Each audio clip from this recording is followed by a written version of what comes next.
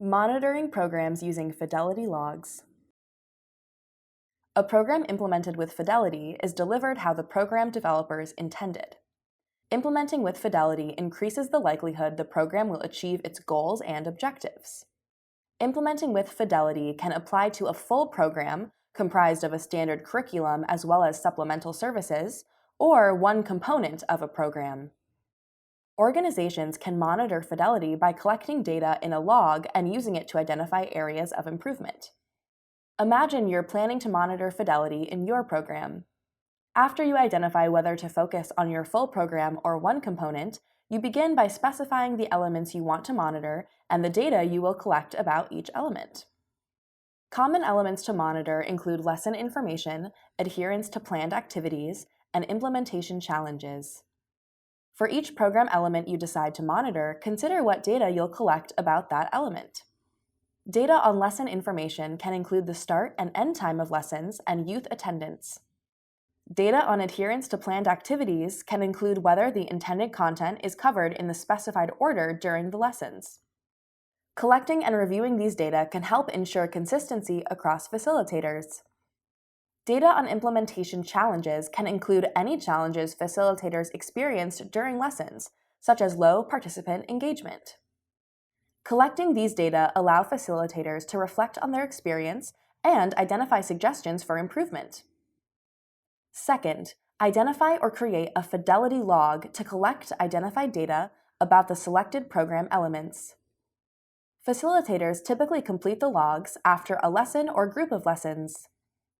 Use a standardized Fidelity log to ensure all facilitators capture information consistently so you can easily combine and compare data across facilitators. Logs can be on paper or online. Your organization or program developer might already have a Fidelity log for facilitators. If not, it's easy to create one. When creating Fidelity logs, include closed and open-ended questions to capture as much information as possible. Closed-ended questions include multiple choice and yes or no questions about lesson information and adherence to planned activities. These questions enable you to easily compare data between facilitators and sites or over time.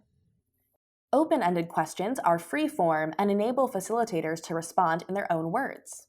These could be short, simple questions, such as lesson start and end time, or they can capture more in-depth information, such as why some aspects of the lesson might not have been delivered as intended or skipped. Third, decide how often and for how long facilitators should complete the Fidelity log.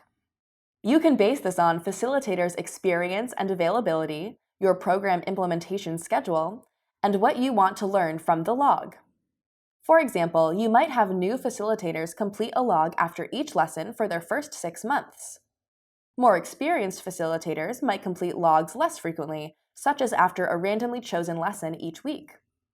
If your program requires facilitators to follow a specific scope and sequence of lessons, they could complete the log after each lesson to assess if lessons are implemented as intended every time. For programs that allow more flexibility in delivering the content, you might ask facilitators to complete the log after longer intervals. Regardless of how often facilitators complete the log, facilitators should complete it as soon as possible following the lesson so they don't forget information. Consider whether facilitators have adequate time to complete a log after a lesson ends and before the next one begins, and if not, what adjustments you can make to the schedule or log cadence. Fourth, analyze the data to understand the extent to which your program is being implemented as it was intended to be delivered. You can analyze the data by looking at summary statistics from closed-ended questions or summarizing key themes or takeaways from open-ended questions. Use the data for overall program improvement, individual facilitator improvement, or both, depending on what is most necessary for your program. Before beginning the analysis, decide who will be analyzing the data. Identify someone who has the skills to analyze the data you have collected. This might be a staff member from your organization or an external evaluator. If you choose a staff member, avoid selecting facilitators to reduce sources of bias. Facilitators might have preconceived notions about program implementation that can influence how they analyze the data. Selecting a non-facilitator helps the data analysis remain objective. Finally, communicate the findings with facilitators at regular intervals so they can apply findings and lessons learned moving forward. If your goal is program improvement, share the information with the entire team of facilitators to keep everyone informed. If you're interested in individual facilitator improvement, have facilitators include their names on the Fidelity logs and share feedback with facilitators individually. This can help them identify their strengths and potential areas of improvement. To recap, when monitoring Fidelity using logs, remember to follow these steps. 1. Determine key program elements to monitor. 2. Identify or create a Fidelity log for facilitators to use. 3. Determine the frequency of completing the Fidelity log. 4. Analyze data collected through the Fidelity log. And 5. Communicate findings for program improvement. For more information on Fidelity monitoring, please see the accompanying tip sheet.